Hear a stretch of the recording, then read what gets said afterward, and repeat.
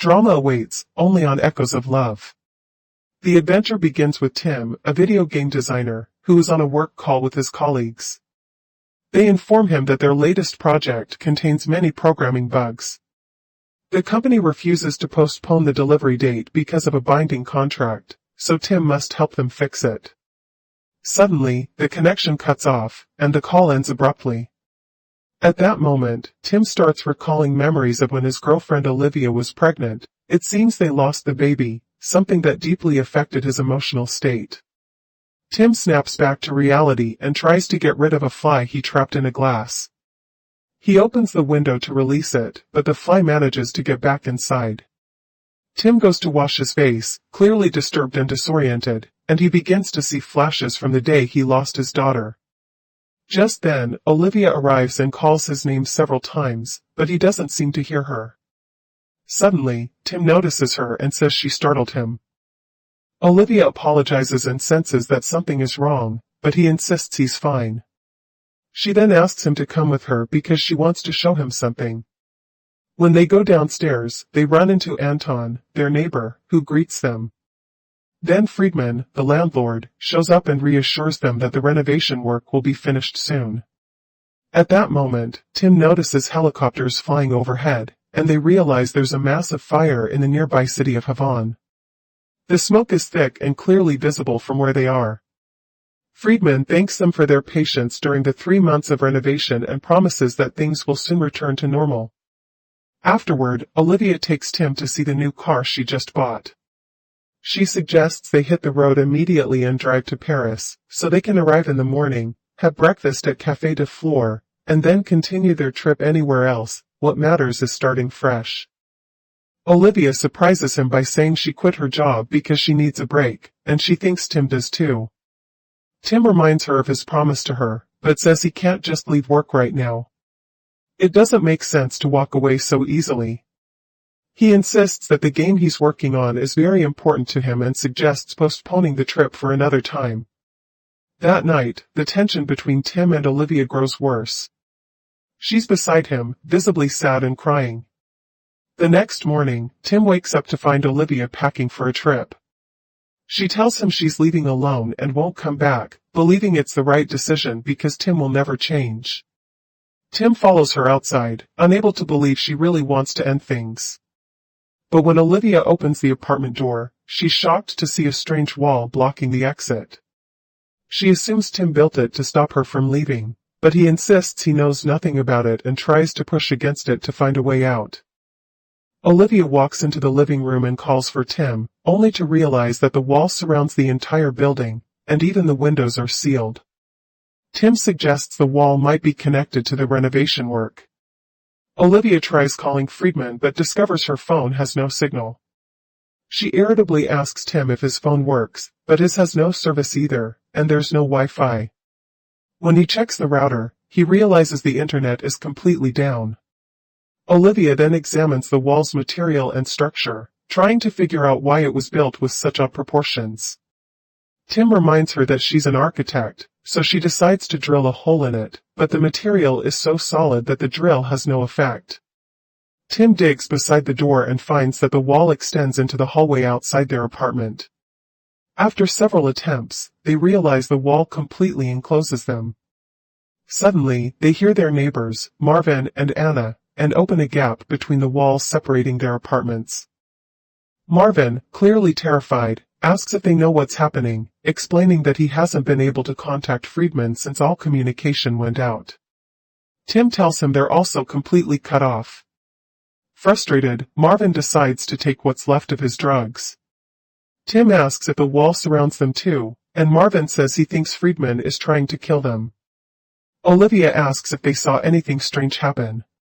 Anna replies that she doesn't understand what's going on. They just woke up to find the wall enclosing them from all sides, and she's afraid they'll be trapped until they die. Olivia tries to calm her down, assuring her that they're not alone and everything will be okay. At that moment, Tim realizes the water has stopped running. He searches around the house but can't find a single drop. He suggests to Olivia that they try all possible methods, like in a video game. Olivia, angry and terrified, snaps back that this isn't a stupid game, it's real life, and breaks down in tears, afraid they'll be buried alive inside the building. Tim reassures her that they're in the middle of the city and someone is bound to notice what's happening soon. But Olivia blames him, saying that if they had left that night, none of this would have happened. She adds that, either way, they're no longer together.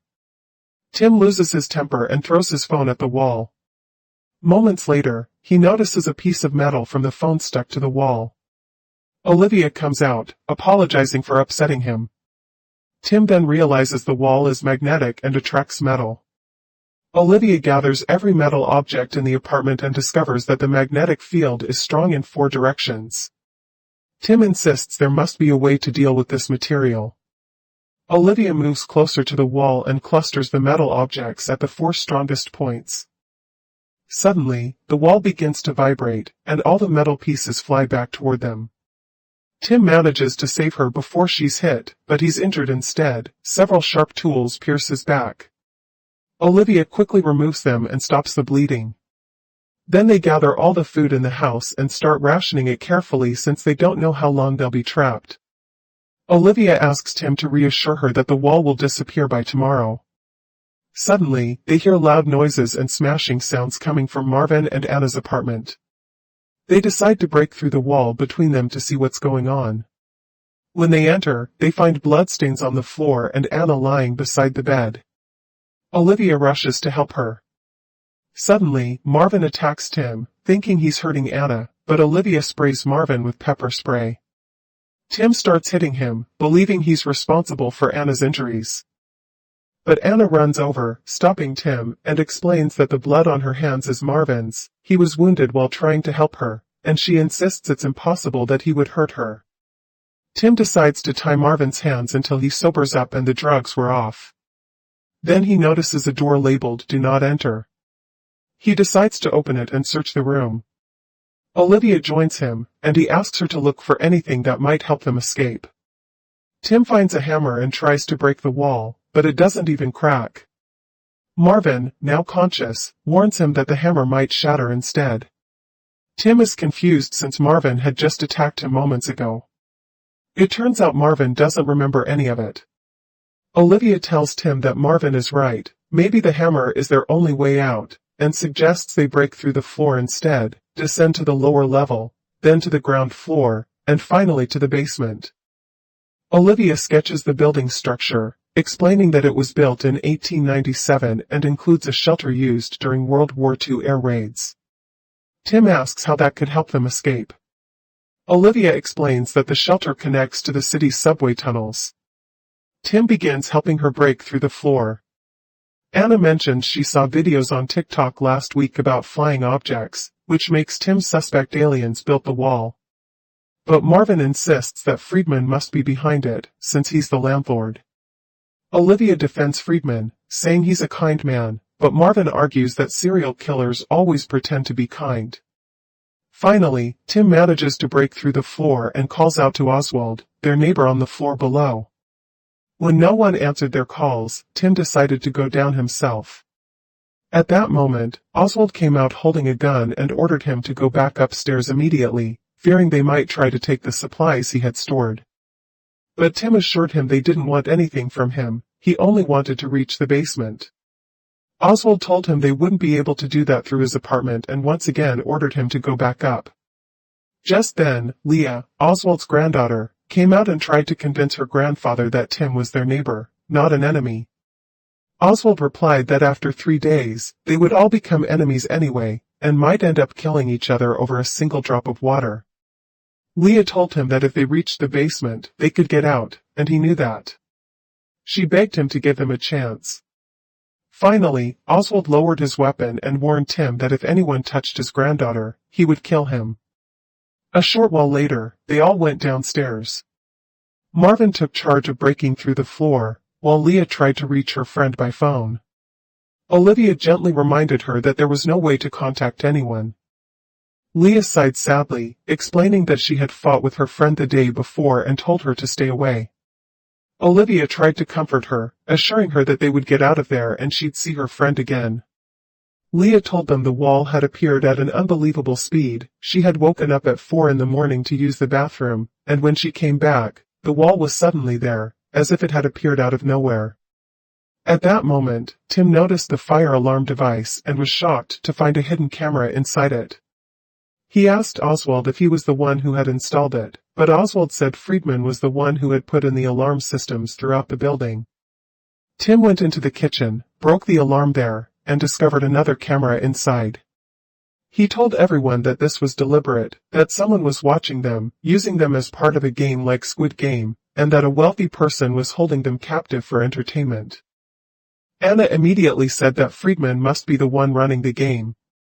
Olivia suggested they find out for themselves, explaining that Friedman's apartment was only separated from them by a single wall. Tim and Marvin broke through it and entered Friedman's apartment, only to find him brutally murdered. Both his hands had been cut off and were missing. Tim was stunned to find Friedman's phone, which contained photos of the mysterious walls surrounding the building. They all returned to Oswald's apartment, where Marvin began breaking through the floor rapidly to reach the basement. Leah asked if they had searched thoroughly for the killer. Tim told her they had checked everywhere but found no trace of him, or of the severed hands. He then turned to Oswald and asked if he had heard any strange noises. Leah quickly stepped in, telling Tim not to pressure her grandfather since he suffered from Alzheimer's, and she gave him his medication. Then she remembered that it was Saturday, and Anna began searching for a logical explanation for everything, suggesting that maybe all of this was just an illusion, or an experiment controlled by artificial intelligence. Marvin laughed and said that sounded like the plot of The Matrix. Anna replied that maybe it had become reality. After all, that movie was old. At that moment, Olivia saw news about the fire raging in the city of Havana and told Tim that it might be connected to what was happening to them. Suddenly, the floor collapsed, and Tim, Marvin, and Anna fell to the ground level. Olivia rushed down and helped Tim regain consciousness. On the other side, Leah told her grandfather they had to find a way to go down. Oswald told her his neck would break if he tried to climb down and decided to stay in his apartment. Leah insisted she wouldn't leave him, so Oswald handed her his gun for protection. Leah got emotional and told him she wasn't going anywhere without him, even if she had to carry him herself. They all descended into Anton's apartment and were shocked to meet a stranger named Yuri, who claimed to be Anton's friend. He asked what they had done to the ceiling. Tim explained that their only way to reach the basement, and the tunnels, was through his apartment. Yuri scoffed at them, saying they had no idea what was really happening. He told them the outside world was contaminated and that the walls surrounding them were part of advanced security technology designed to protect them from potential attacks. Tim asked him for proof of that theory he was so sure about. Yuri looked surprised and asked if they didn't follow the news, not the mainstream media, which he said was full of lies, but the real news exposing the actions of the deep state and the new global information system. The group looked skeptical.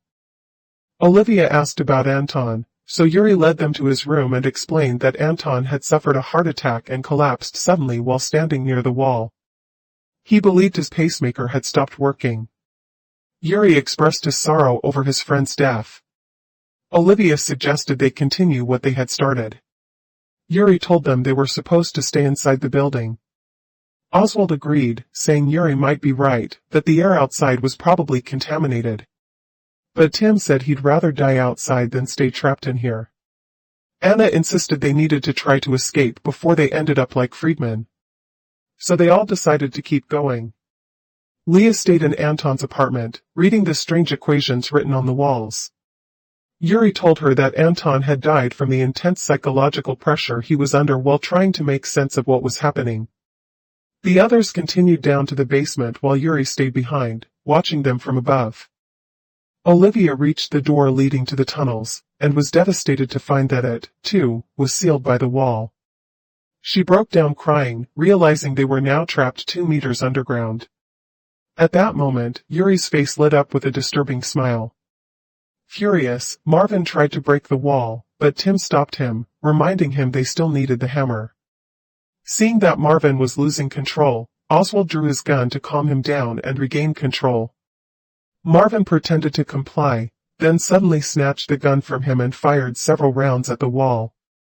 Tim quickly realized the bullets weren't penetrating and could ricochet at any moment. He shouted for everyone to get down. But Oswald, weak and ill, couldn't move fast enough, and was fatally hit. Leah collapsed beside him, begging for help. Tim tried to stop the bleeding, but it was no use. Within seconds, Oswald was dead. They returned to Anton's apartment, where Yuri tried to console them, saying that if they had gone outside, they all would have died. He urged them to trust him, assuring them that the backup safety systems just needed time to activate and that the walls were circulating air in a way they couldn't understand. Anna said that there had to be a reason they were all together, that there was some kind of connection between them. She told them she had faced death once, at 15, after a bicycle accident, and asked if any of them had gone through something similar.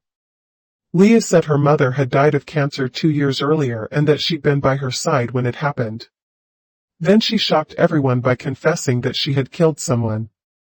When she saw their stunned faces, she explained that it had happened while she was on duty. She had been a police officer. But she added quietly that she wasn't proud of what she'd done. Leah accuses Marvin of causing her grandfather's death. Marvin tries to explain that it was just an accident, but she gets angry and insists that even if it was an accident, he was responsible. Marvin breaks down, assuring her that he didn't know the bullets would ricochet. Then Olivia decides to tell them that she lost her child. Tim reacts angrily, not wanting her to bring it up because it is no one else's business. Olivia tries to convince him that it matters to her, but Tim blames her, insisting that it's not the right time. Olivia counters, saying that for her, the timing is perfect because she doesn't know how much longer she will survive. She asks him to face reality and admit that they lost their child. Tim collapses emotionally, finding the admission painful. He blames her for deciding to leave him after 7 years, arguing that he didn't have the courage to quit his job. Olivia lashes out, insisting that their life together is more important than his work. She points out that if they had traveled, they could have tried to heal and move on. She scolds him for returning from the hospital after the miscarriage and sitting at his computer as if nothing had happened, and notes that they never spoke about it again. She tells him that his life has become a series of unfulfilled promises. Tim breaks down, insisting that she is being unfair, because he was working hard to get through it. Olivia explains that she tolerated it for 2 years but can no longer bear it. She says she feels suffocated as long as she is with him and thinks that when she needed him the most, he abandoned her and built an impenetrable wall around himself, becoming absent from her life. Tim goes into the bathroom to calm himself, then returns to their neighbors, realizing they cannot stay idle waiting for rescue. He suggests they go up to Friedman's apartment and search for documents, restoration plans, surveillance footage, or anything that might explain what is happening. Yuri mocks them, claiming they just want to do something and suggests passing the time by playing poker or a board game. Leah points out that Anton may have left an explanation in his notes. Yuri says he reviewed all of them and found them worthless. Olivia remains unconvinced and suggests distributing the notes among themselves to try and understand them. She goes with Leah, who explains that Anton had drawn patterns of squares and was trying to figure out their arrangement. Olivia notices that the 4 squares are arranged the same way they appeared in their apartment and realizes that the magnetic field is strongest in the squares Anton had shaded. Meanwhile, Tim, Anna, and Marvin search Friedman's apartment but seem to find nothing useful. Suddenly, Tim notices that the room they are in is smaller than the corresponding room in his apartment, realizing there is a secret door. At the same moment, Marvin discovers a control device to open it, which has 10 digits, meaning they may have to try millions of combinations. Tim asks them to find something containing flour. Back with Leah, she tells Olivia she found Anton's ID card and discovers he worked for a defense organization using nanotechnology to develop military weapons. She asks Yuri if he knows anything about the organization, and he confirms Anton was a programmer who never spoke about his work. Olivia suspects Anton didn't speak because he was forbidden to. Leah finds a broken laptop and asks Yuri about it.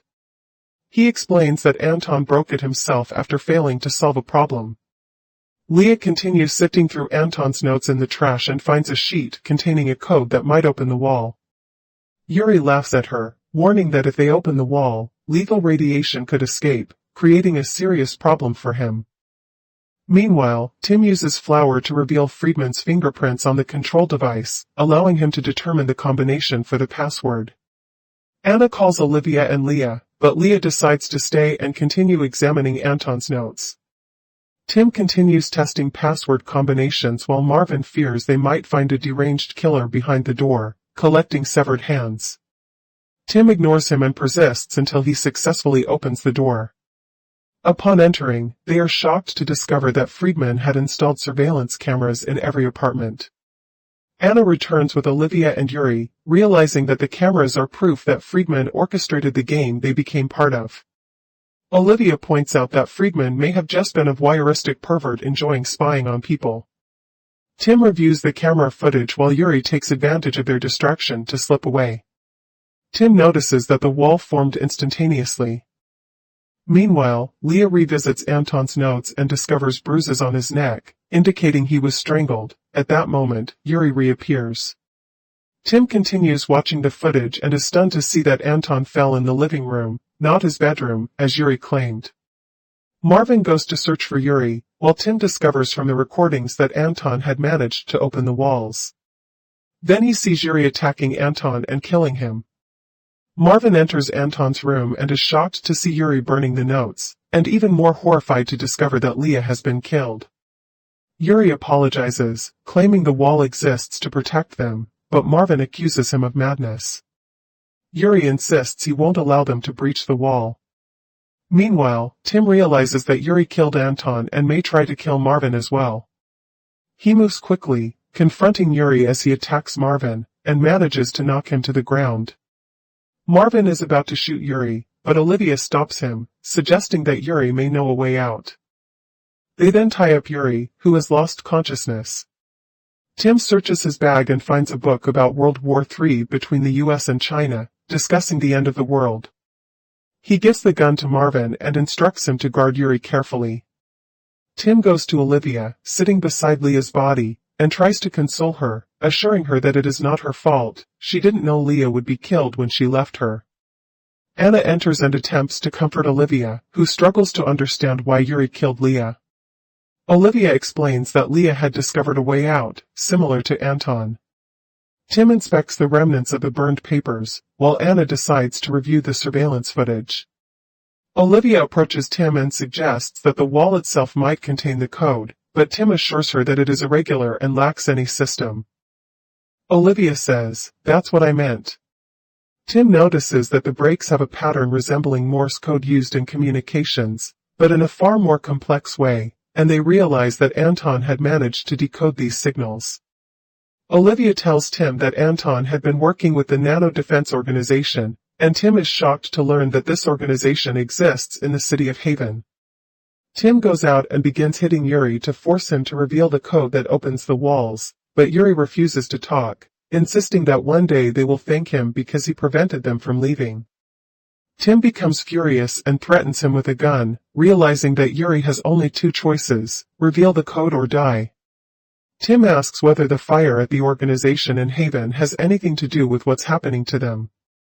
Yuri answers that all he knows is that the walls are part of a defensive system against all forms of biological, nuclear, or chemical attacks. He stresses that they are at war and seems astonished that they can't believe him. Olivia admits that she didn't believe him at first either, and she approaches him to ask why he wanted to leave if everything outside is chaotic. Yuri explains that Anton feared a malfunction in the defense system due to the fire. Marvin comments that if he had to choose between a brilliant programmer and a conspiracy theorist, he would pick the programmer. Yuri mocks him, promising he will remain trapped there, then loses his temper and begins striking Marvin. Tim intervenes, stopping him and advising him to control himself, but Marvin insists that Yuri is trying to kill them as he killed Anton, the only person who could have freed them. At that moment, Anna calls out, saying she's discovered something. Tim and Olivia follow her and watch the surveillance videos, discovering that Anton had been programming an app to open the walls. Even though Yuri destroyed Anton's phone containing the app, Tim decides to recover it and attempt repairs. Tim realizes that the breaks in the code are not Morse but a visual pattern on the phone, readable to transfer the app to another device and run it in front of the wall in Anton's room. They use the app and discover that the squares that attracted metal resemble buttons, with the app directing light onto them in electromagnetic wave patterns. Suddenly, the nature of the cubes in the wall changes. Anna reaches in and says she feels warmth. Olivia tries to warn her, but she does not listen. Moments later, the wall hardens, trapping Anna's hand. Marvin and Tim try to pull her out, but she dies in their hands. Shocked, they watch as Yuri mocks them, insisting he will not allow any of them to leave. Marvin loses his composure and contemplates killing him, then decides to commit suicide after a few seconds. Later, Tim sits despondent and decides to apologize to Olivia for failing to support her when they lost their child. He explains that he couldn't speak because he felt something inside him had shattered and could not be repaired. Olivia tells him that she needed him to talk to her, not ignore her for 2 years. She recounts feeling as if she were gradually losing her life, seeing him bury her alongside their dead child. Tim approaches and apologizes. Olivia says she wished to have a family. Tim replies that she would have been a beautiful mother and recognizes that she fought to keep their relationship alive while he acted foolishly. Olivia confirms that she did what people do when they love. They decide to try again. Tim experiments with new possibilities. Olivia notices that each button produces a specific number of flashes. The videos reveal these flashes, allowing them to determine the precise button sequence. They review the footage, identify the correct order, and return to the wall. Olivia worries that everything outside may be in chaos. Tim reassures her that the opposite is also possible and concludes that taking the risk is necessary. At that moment, Yuri attacks Tim, knocking him unconscious. Olivia tries to flee but falls into a pit. Just before Yuri reaches her to kill her, Tim regains consciousness, throws Yuri down, and saves Olivia. Together, they escape to the first wall in the tunnels. Yuri follows, attempting to attack Tim. Tim surrenders, asking Olivia to open the wall and leave him behind. Olivia returns, strikes Yuri with a hammer, and helps Tim escape with her. After a while, they reach the gate and exit to the street, discovering that all the buildings in the city are surrounded by the same walls. They get into Olivia's car and listen to the radio. The broadcast reports that Hamburg, Germany, is in a state of emergency, and the fire at the Nano Defense Organization caused a critical malfunction, triggering a secret defense system. Authorities have yet to determine whether the fire was accidental or sabotage. The announcer advises those who have reached safety to stay together. Olivia and Tim begin their journey, trying to forget the events of the past 2 years after losing their child. Here we reach the end of the story. Please subscribe so I can keep bringing you more stories.